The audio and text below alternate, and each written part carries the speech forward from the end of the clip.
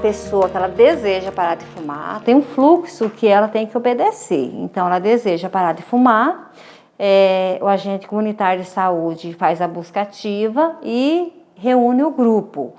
Então, a enfermeira, às vezes o médico também, mas na maioria das vezes a enfermeira e eu, nós fazemos a abordagem clínica, que é a avaliação do paciente, como é que está o estado de saúde, tem mais alguma comorbidade ali junto, e fazemos um teste chamado teste da escala de Farston.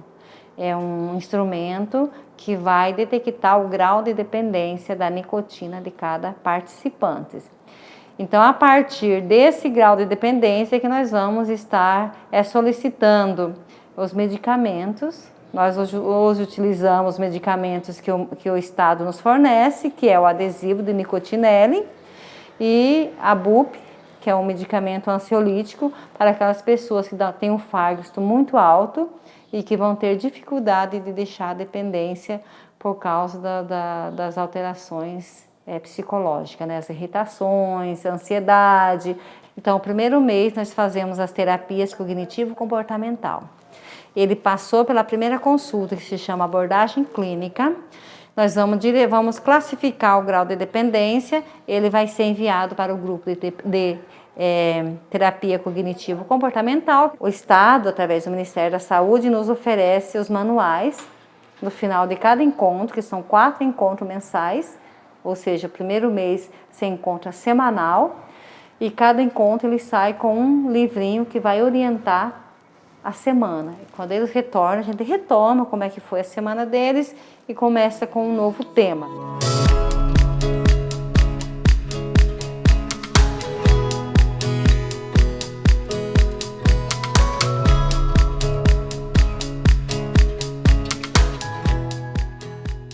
Para o primeiro encontro, eu costumo dizer que é o encontro mais longo, às vezes dura mais de 1 hora, porque eles querem se apresentar, a gente pergunta como é que aprendeu a fumar, a maioria fala, eu aprendi a fumar porque eu tinha alguém que fumava, eu me casei com alguém que fumava.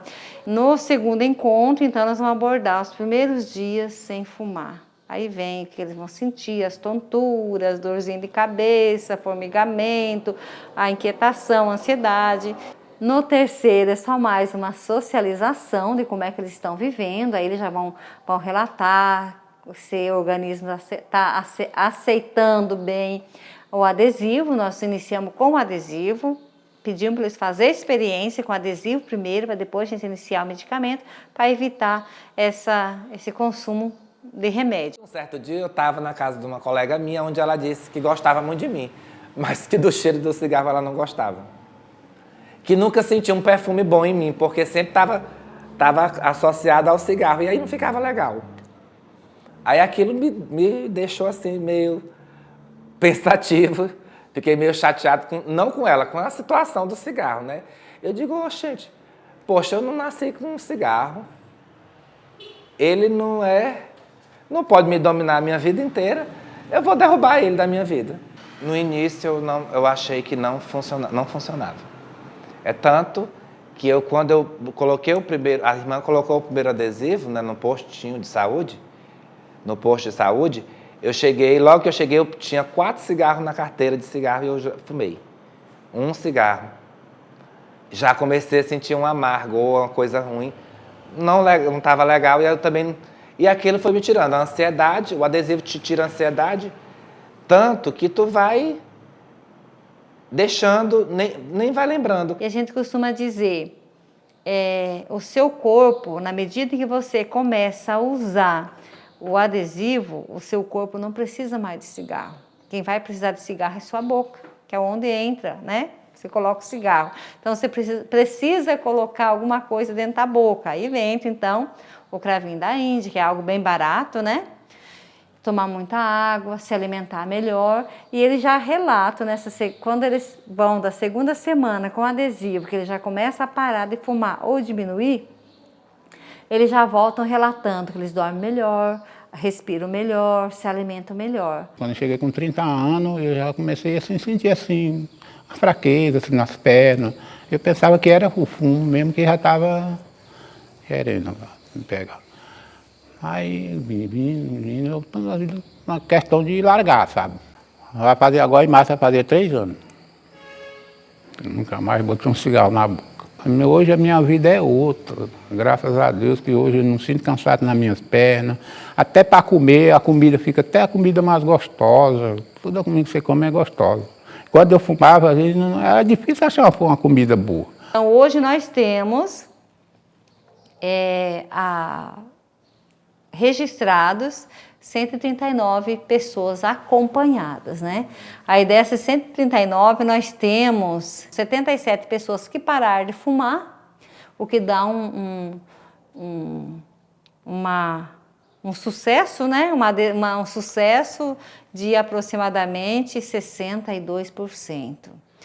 E nós temos também uma adesão muito grande. Nós temos pessoas que elas não deixam de fumar, mas elas acompanham o programa, né, o tratamento, pelo menos 3 meses com o medicamento, mas elas diminuem a quantidade de cigarro, mas não conseguem deixar de fumar. E essa conscientização vai gerar muita economia para os cofres públicos, porque se a gente tinha uma estimativa de ter um quantitativo tal de deficientes respiratórios, com câncer de pulmão, tudo, com a prevenção, investindo na prevenção, você vai diminuir uma quantidade muito grande desse quantitativo que a gente seria esperado, né? Não tem como trabalharmos a saúde pública sem a integração das redes, né?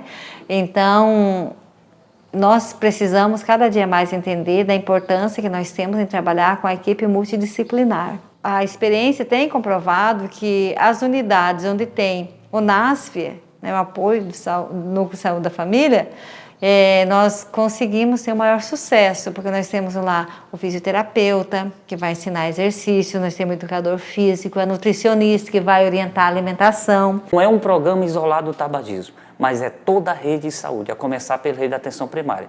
E aí a irmã Maria Luísa coordenou esse projeto com muito sucesso, um alto índice de aceitação, um alto índice de resolutividade, né, que para nós é muito interessante, mostrando, assim como outros projetos, Balsa começando a escrever projetos, começando a ser visto esses projetos inovadores dentro da política de saúde pública. O que o programa traz, ele é um investimento a longo prazo, não é?